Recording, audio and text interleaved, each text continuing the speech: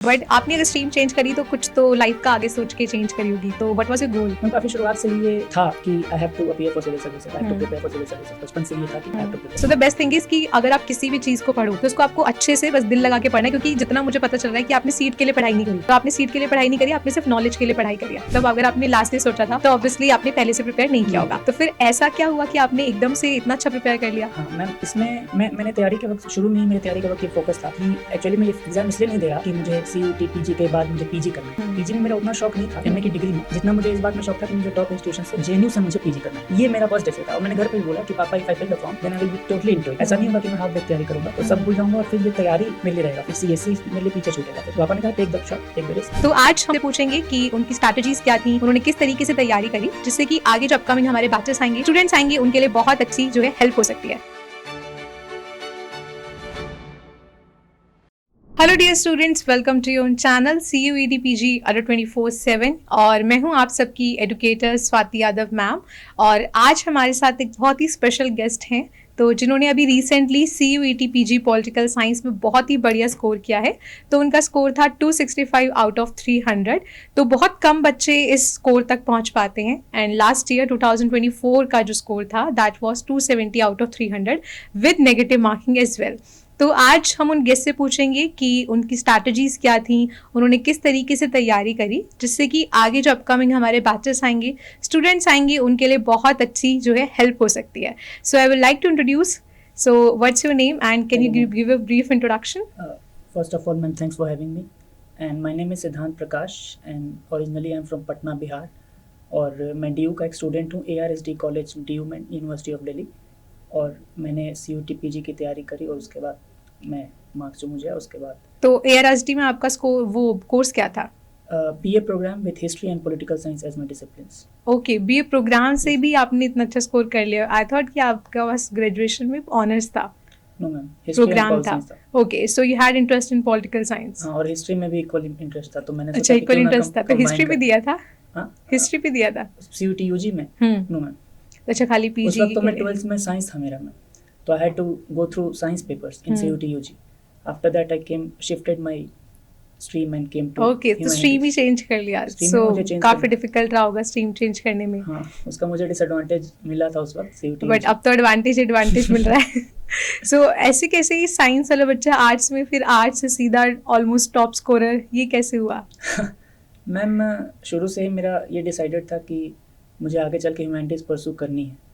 पर 11th में मैंने ह्यूमैनिटीज़ परसू इसलिए नहीं करी क्योंकि जिस स्कूल में मैं अप्लाई कर रहा था उस स्कूल में ह्यूमैनिटीज़ थी नहीं। वहाँ पर वो साइंस ही देते थे। उस वक्त मैं साइंस में अच्छा स्टूडेंट था, मुझे साइंस में मज़ा आता था। तो मैंने 12th तक साइंस करने का डिसाइड करा और उसके बाद सोचा कि मैं आगे ह्यूमैनिटीज़ परसू करूँगा। और इट हैड नो बेयरिंग कि मैंने 11th-12th में साइंस नहीं पढ़ी क्योंकि ग्रेजुएशन में सब शुरू से पढ़ाते हैं। हाँ बिल्कुल। तो I could make up to it and तो like you are like multi talented, science में भी अच्छे, पॉलिटिकल साइंस में भी अच्छे। बट आपने अगर स्ट्रीम चेंज करी तो कुछ तो लाइफ का आगे सोच के चेंज करी होगी, तो what was your goal? Ma'am, काफ़ी शुरुआत से ही ये था कि I have to appear for civil services, I have to prepare for civil services. बचपन से ही ये था कि आई हैव टू प्रिपेयर। अभी भी वो है कि I have to prepare for CSE exam. Okay, तो सिविल सर्विसेज के पर्पस के लिए ही आपने जो है अपने स्ट्रीम चेंज किया। जी। तो लेकिन UG के बाद PG बहुत सारे कम बच्चे कैसे करते हैं ना। UG का डेटा देखे तो लैक्स में होता है और PG तक आते आते वो लास्ट ईयर भी रजिस्टर्ड कैंडिडेट 40,000 समथिंग थे, इस साल भी ऑलमोस्ट उसके अराउंड ही हैं। लेकिन आपने क्यों PG चूज़ किया है? मैम, मुझे एक्चुअली इंटरेस्टिंग स्टोरी है मेरी इसकी। मुझे PG करना नहीं था। I was very clear from the very beginning कि मैं PG नहीं करूँगा। और जब भी दोस्तों में हमारी बातें भी होती थी कि आगे का क्या प्लान है, तो आई वॉज वेरी क्लियर कि मैं PG नहीं कर रहा, मैं अपना ब्रेक लूँगा और फिर जो मुझे प्रिपरेशन में लगना है वक्त के साथ लगूंगा। पर जब 2 दिन बचे हुए थे CUT PG के फॉर्म फिलिंग के, तो मन में एक ख्याल आया कि क्यों ना मैं अपने प्लान को एक बार रिविजिट कर लूँ।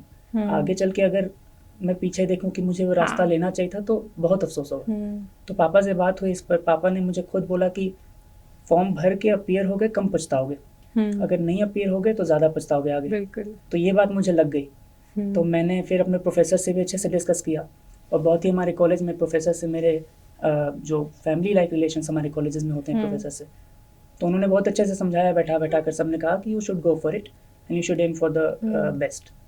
तो मैंने फिर CUT PG के लिए लास्ट डे फॉर्म भरा और लास्ट डे फॉर्म भर के मैंने डिसाइड करा कि अब मैं इस वक्त में तैयारी करूंगा अपनी CUT PG की। और शायद उसी लास्ट डिसीजन की वजह से आ जाओ। तो वो होता है ना कि some time destiny has some other plans.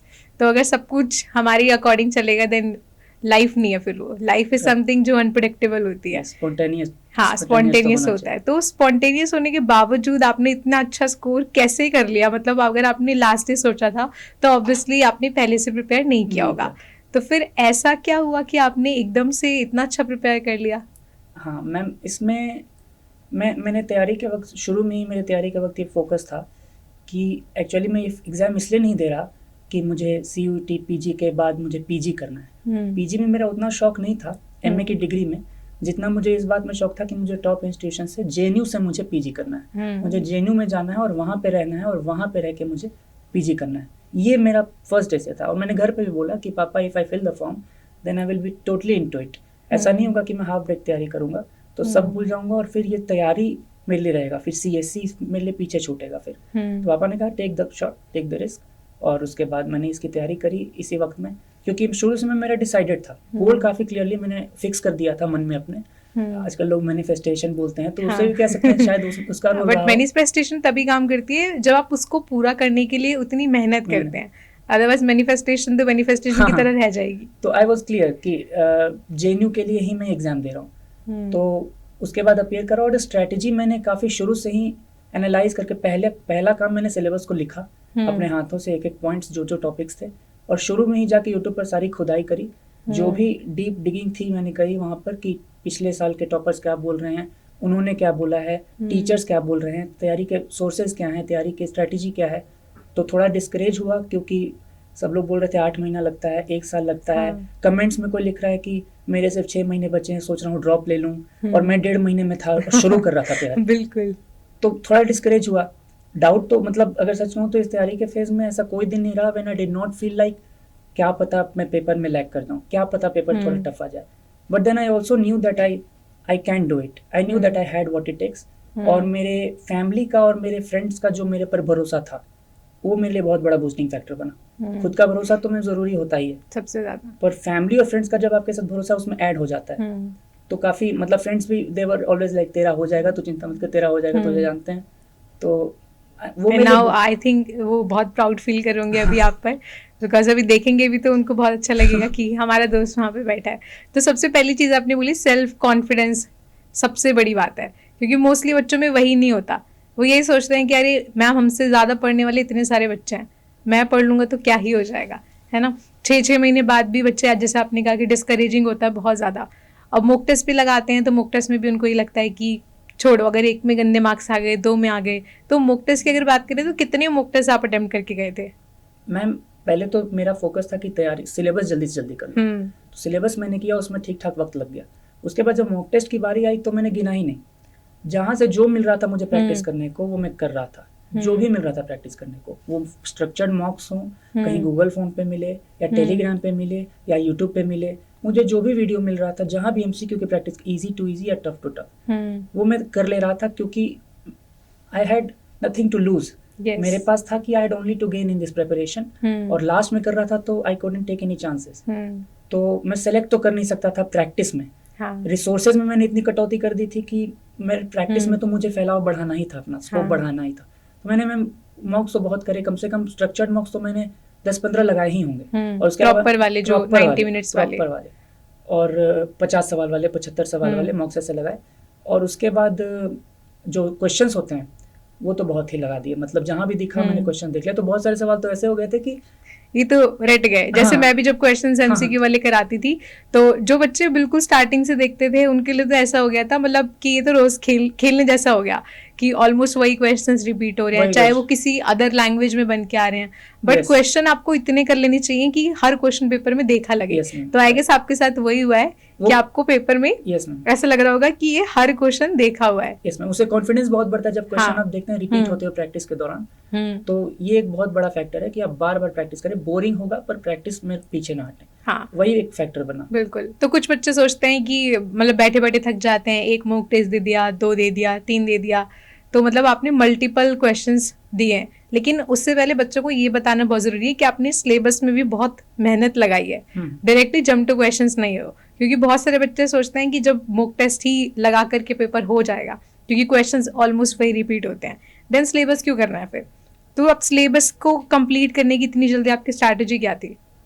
Ma'am सबसे पहले तो मैं समझ गया था कि इस पॉइंट पर बल्कि बुक्स उठाना जो कि प्रेस्क्राइब होते हैं जनरली, वो उठाना सेल्फ साबोटाज के बराबर हो जाएगा। बिल्कुल। मैं खुद की तैयारी खराब कर लूँगा। तो मैंने सोचा कि बल्कि बुक्स तो मैं अफोर्ड कर नहीं सकता उठाना। तो मैंने सोचा आईजीपी से तैयारी करूँ। तो पहले मैंने कर दिया कि लक्ष्मीकांत उठा लिया, उसके कुछ कुछ चैप्टर के लिए, क्लैरिटी थोड़े कॉन्सेप्ट्स की बनाने के लिए। जल्दी जल्दी उसे खत्म किया सरसरी निगाह से। और Laxmikanth was the first and last book which I use for this preparation. उसके बाद कोई बुक नहीं मैंने उठाई। उसके बाद सिर्फ जो जनरल जो पॉपुलर गाइड्स हैं या चैनल्स हैं, उनके थ्रू ही मेरी जो तैयारी हुई सो हुई। और मेनली तैयारी खत्म करने के बाद मेरा फोकस था कि मैंने जो थोड़ा सा सोर्स लिया है, क्योंकि मैंने कंटेंट ज़्यादा कवर किया नहीं, एंड आई न्यू कि एक एमसीक्यू पेपर है, तो यहाँ पर आपको ज़्यादा डीप डिगिंग की ज़रूरत है नहीं। यहाँ पर आपको फैक्ट्स पे फोकस करना है, और अगर आपको क्लू भी है तो you can tick the right option. बिल्कुल। तो I knew this and I knew kept this in mind, और थोड़ा कॉन्फिडेंस जुटाकर मैंने कम से कम रिसोर्सेज पकड़े। और कम से कम रिसोर्सेज पकड़ने के बाद मैंने उसको रिविजन किया कई बार। तो उन रिसोर्सेज पर मेरी काफ़ी पकड़ होगी। ये जो ट्राइड एंड टेस्टेड जो स्ट्रेटेजी है कि मिनिमम रिसोर्सेज मैक्सिमम रिवीजन, बिल्कुल, उसका मुझे फायदा मिला। और उसके बाद फिर प्रैक्टिस पे मैं कूद गया। तो यही मैं बच्चों को बार बार बोलती हूँ कि अपने रिसोर्सेज को बहुत लिमिटेड रखिए। कई बच्चे क्या करते हैं, चलो फॉर एग्जांपल जस्टिस है, अब एक मैम से पढ़ लिया, चलो 2-3 टीचर से और देख लेते हैं, क्या पता इन्होंने कोई पॉइंट छोड़ दिया हो जो वो कवर करें। तो वो क्या करते हैं, जिस टॉपिक में जिस समय में वो 4 टॉपिक को कवर कर सकते थे, वो एक ही टॉपिक को कवर कराने में मल्टीपल चैनल्स पे घूमते रह जाते हैं। So your advice is first की लिमिट योर रिसोर्सेज, और जो आपके पास है सबसे ज्यादा उसी को रिवाइज करो। तो अगर आप थोड़ा सा अपना बैकग्राउंड बताओ कि आपकी जर्नी कहाँ से शुरू हुई, मतलब कहाँ से आप बिलोंग करते हो, वहाँ से आप डीयू तक कैसे पहुंचे, और अब डीयू से आपका जेएनयू तक का सफर, जहाँ पे आप सोच पा रहे हो, ऑब्वियसली आपने उतनी मेहनत करी है, उतना मैनिफेस्ट किया है, तब आप पहुंच पा रहे हो। थोड़ा सा एक छोटा सा ब्रीफ बच्चों को दे दो कि how was your background. Sure ma'am. मैं पटना में स्कूलिंग मेरी शुरू से हुई। तो मैंने पटना में 10th तक किया, डॉन बॉस्को एकेडमी से 10th कंप्लीट किया। और फिर मेरा उसके बाद गोल था कि मैं क्लास 11th में सेंट माइकल्स हाई स्कूल में जाऊँ, जो कि उस रीजन का ही मतलब बिहार का बेस्ट है, नॉर्थ इंडिया में बेस्ट माना जाता है, वो one of the best. Saint Michael's High School में उसकी एक लेगेसी थी, तो मन था जैसे होता है डीयू जैसे जेएनयू, वैसे मुझे वहाँ जाना था। तो और साइंस में मेरे इंटरेस्ट भी था। तो जैसे मैंने बताया, मैंने ह्यूमैनिटीज़ नहीं लिया 11th में, मैंने साइंस ले लिया। अभी तक मुझे उसका कहीं ना कहीं एक था कि मुझे शायद ह्यूमैनिटीज़ लेनी चाहिए थी शायद, पर अब लगता है कि इट ऑल मेड सेंस। और उस वक्त मैंने सेंट माइकल से करा अपना 12th, और उसके बाद मैं डीयू आ गया, ARSD college with history and political science. और उसके बाद चलिए हमारी हिस्ट्री में मुझे इंटरेस्ट था, पॉल साइंस में भी इंटरेस्ट था, तो दोनों का मज़ा मिला मुझे इसमें। और उसके बाद ये ग्रेजुएशन ख़त्म होने के बाद का तो आपको आगे का आइडिया है कि CUET। तो मेरे पास भी बहुत सारे बच्चे आते हैं, चाहे वो बैच के हैं, यूट्यूब के हैं, तो सबसे ज़्यादा उन्हें यही लगता है कि मैम हम इंग्लिश बैकग्राउंड से हैं, मतलब इंग्लिश लिटरेचर किया है, या फिर साइंस बैकग्राउंड से हैं, तो बार बार यही बोलते हैं कि मैम हम तो थोड़ा इनसे पीछे रह जाएंगे जिन्होंने ऑनर्स किया हुआ है या फिर पॉलिटिकल साइंस से रिलेटेड कुछ है। सो द बेस्ट थिंग इज़ कि अगर आप किसी भी चीज़ को पढ़ो तो उसको आपको अच्छे से बस दिल लगा के पढ़ना है, क्योंकि जितना मुझे पता चल रहा है कि आपने सीट के लिए पढ़ाई नहीं करी, वो बच्चे सीट के लिए पढ़ाई कर रहे हैं। तो आपने सीट के लिए पढ़ाई नहीं करी, आपने सिर्फ नॉलेज के लिए पढ़ाई करी है। और अगर आपने नॉलेज गेन करनी है तो 1.5 महीने में भी वो चमत्कार हो सकता है जो अपने पिछले 3 साल में नहीं किया। और ट्रस्ट में ग्रेजुएशन वाले बच्चे भी उसके ही बराबर होते हैं जितना कोई दूसरे बैकग्राउंड से आया। क्योंकि मैंने खुद पॉलिटिकल साइंस ऑनर्स किया BA में, हम सिर्फ उतना पढ़ते हैं ग्रेजुएशन में जितने से पेपर निकल सकता है। तो हर कॉलेज में एक फोटोकॉपी की दुकान होती है जिसके बाहर पेपर से पहले लाइनें लगनी शुरू हो जाती हैं। तो मैं भी वही बच्ची थी जिसने फोटोकॉपी निकाली और पेपर दिया और लिख के आ गए। और जब मैंने भी CUET PG की तैयारी करी थी, द बिगेस्ट फैक्टर वॉज कि मैं हिंदी से इंग्लिश में आई। मेरा ग्रेजुएशन पूरा हिंदी मीडियम था, क्योंकि मैं गवर्नमेंट स्कूल से हूँ, तो गवर्नमेंट स्कूल में सोशल साइंस उस समय पे सिर्फ हिंदी में ही थी। सबसे बड़ा ड्रॉबैक तो यही था कि इंग्लिश के सारे नए शब्द, इंग्लिश की सारी नई किताबें, ओलिगार्की भी मुझे नहीं पता था। तो सोचो जिस बच्ची को ओलिगार्की भी नहीं पता था वो कैसे तैयारी करेगी JNU DU की। तो द बिगेस्ट फैक्टर इज, मैं भी बच्चों को यही बोलती हूँ कि मेरे लिए भी जब मैंने एग्ज़ाम दिया था MA का, उतना ही नया था जितना आप लोगों के लिए है। तो चाहे कोई ग्रेजुएशन से आता है या फिर नहीं आता है, जिसका पॉल साइंस का बैकग्राउंड नहीं है, स्टिल आप कर सकते हो। क्योंकि जैसे आपने कहा कि आप साइंस में भी बहुत अच्छा करके आए, और आप पॉल साइंस पे भी उतना ही अच्छा कर रहे हो। तो बहुत अच्छा लग रहा है कि पटना से आप अपनी स्ट्रीम चेंज करके DU तक पहुँचे, क्योंकि बहुत सारे बच्चों का तो DU ही सपना है अभी, तो जिन्होंने ऑल दूसरी यूनिवर्सिटी से कर रखा होगा, और अब DU से आप JNU का सपना देख रहे हो। सो वाई JNU ओनली, मतलब DU BHU क्यों नहीं है? हाँ मैम, मतलब मैं इससे ये मैसेज कन्वे नहीं करना चाहता, मेरा JNU का जो प्रेफरेंस था उससे कि DU या BHU किसी मामले में कम है, मैं ये कन्वे नहीं करना चाहता। बहुत अच्छी यूनिवर्सिटीज़ हैं, टॉप के हैं, पर JNU का मैंने बचपन से ही सुना था, क्योंकि मेरे वहाँ पे मेरे अंकल हैं, मतलब दूर के रिलेटिव, वो JNU से रहे हैं, और भी कुछ रिलेटिव JNU में रह चुके हैं। मेरे पापा भी विज़िट कर चुके हैं और मेरे चाचा भी विज़िट कर चुके हैं, एंड इन दोनों का मेरे लाइफ में काफ़ी इन्फ्लुएंस रहा है, मेरे पापा चाचा का। तो इन्होंने बचपन से ही सुनाते थे कि JNU जगह है, JNU जगह है, माहौल है, ऐसा सुनाते थे बचपन में, बातें जो होती हैं घरों में। तो उस वक्त था कि हाँ JNU अच्छी जगह है, पर दिल्ली आके कभी नहीं सोचा कि JNU जाना है, क्योंकि PG का कभी सोचा ही नहीं। और फिर जब लास्ट में डिसाइड किया कि PG करूँगा, तो फिर मन में आया कि why not aim for the highest, और उसमें कट ऑफ हाईएस्ट जाता है, ये एक चैलेंज था। तो चैलेंज थोड़ा पसंद है मुझे, तो मैंने चैलेंज ले लिया कि भाई अभी से करके दिखाएंगे इस टाइम में। और वहाँ का माहौल जो है वो थोड़ा इकोसिस्टम वहाँ का डिफरेंट हो जाता है बाकी यूनिवर्सिटीज़ से। वहाँ पे आपको हॉस्टल कैंपस के अंदर ही जो लॉजिंग एंड फूडिंग मिलता है वो आपको काफ़ी इजीली एक्सेसिबल बना देता है, आप लाइब्रेरी तुरंत जा सकते हैं। वो जो वहाँ का जो एनवायरनमेंट है, लश ग्रीन फॉरेस्ट हैं, तो वो सब मुझे थोड़ा अट्रैक्ट करता है। माहौल में कभी मैं JNU विजिट भी नहीं करा था, अभी कुछ दिन पहले ही करा मैंने आंसर की आने के बाद। तो so already visited. I already visited after the answer की, after knowing देख कर आई कि इसी बिल्डिंग में आऊंगा थोड़े दिन पढ़ने थोड़े दिन बाद वही तो विजिट करा, तो I felt like this was the place for me, I'm at home, ऐसा लगा। हाँ, मेरे टाइम पे द थिंग वाज कि JNU was not in CUT PG, और मैंने CUT नहीं दिया था, मैंने DU और JNU वाले एग्जाम दिए थे। हमारे टाइम पे सबसे बड़ा डिफिकल्टी ये था कि हर यूनिवर्सिटी का अलग एग्जाम था, तो साउ का अलग दिया, DU का अलग दिया, JNU का अलग दिया। और आज के बच्चे बहुत लकी हैं कि JNU CUT PG में आ चुका है। आप JNU के पुराने पेपर उठा करके देख लो, वो बहुत टफ आते थे, क्योंकि वो पेपर JNU के खुद के प्रोफेसर्स बनाते थे। और now people are very lucky कि CUT के पेपर से आप JNU तक पहुंच पा रहे हो। But still I visited JNU 2-3 times already, and I hope कि जब आप जाओगे तब मैं आपसे मिलने आऊँगी, क्योंकि वहाँ पे तब तक और भी बच्चे पहुँच जाएंगे। तो मेरे को ये था हमेशा, जब भी पढ़ाने से पहले ये होता था कि ठीक है, अगर मैं नहीं पहुँच पाई हूँ तो ज़रूर मैं किसी को पढ़ाऊँगी जो JNU पहुँचेगा। तो मुझे खुशी होगी कि अगर मैं नहीं पहुँच पाई हूँ तो एटलीस्ट वो लोग पहुँच रहे हैं जिनके साथ मैं कनेक्टेड हूँ, यार कुछ मैंने उनकी लाइफ में ऐड ऑन किया हो। तो मुझे लगता है कि आज हमने बहुत सारी चीज़ डिस्कस कर ली हैं, और लास्ट बस आप बच्चों को ये बता दो कि यूनिट वाइज चीज़ें जो भी आपने फटाफट से लेस टाइम में कैसे सारी चीज़ों को कवर करना चाहिए पूरे सिलेबस को। पूरे सिलेबस का तो मेरे पास, मैंने जैसे बताया कि बुक्स में उठा नहीं सकता था, वक्त मेरे पास 1.5 महीने का था सिर्फ। तो जो पॉपुलर गाइड्स हैं और जो यूट्यूब चैनल्स हैं, मैंने उनसे तैयारी करी। प्रैक्टिस के लिए मैंने जहाँ से मुझे मिला, हर चैनल से जहाँ से मिला, टेलीग्राम हो गया, गूगल हो गया, यूट्यूब हो गया, आप सब जगह से प्रैक्टिस। आप यूनिट्स कैसे कवर करते हो, मतलब यूनिट वाइज टारगेट्स रखते हो कुछ कि कितने दिन में करनी है? हाँ मैम, वो करा था। IGP से स्टार्ट करा, फिर सोचा कि इसे 10 दिन में निपटा देंगे, WPT सोचा 5 दिन में निपटा देंगे, फिर अगला सोचा 4 दिन में निपटा देंगे, वैसे करते थे। 80% भी अगर आपका टारगेट हो रहा है, यू आर गोइंग गुड, और इस हिसाब से चलते रहें, सिलेबस निपटाएं। और हाँ प्लीज़ स्टूडेंट्स ये रिस्क ना लें कि लास्ट में तैयारी करें। मैंने तो डिसाइड ही इतने लास्ट में किया, पर अगर आपके पास टाइम है तो आप अच्छे से टाइम लेके तैयारी करें, क्योंकि फिर आपका कॉन्फिडेंस और अच्छा रहेगा, आप डाउट में नहीं जाएंगे। और इस हिसाब से आप यूनिट वाइज टारगेट लें, फिर उसकी प्रैक्टिस करें, और लास्ट में मॉक्स ही मॉक्स लगाएं।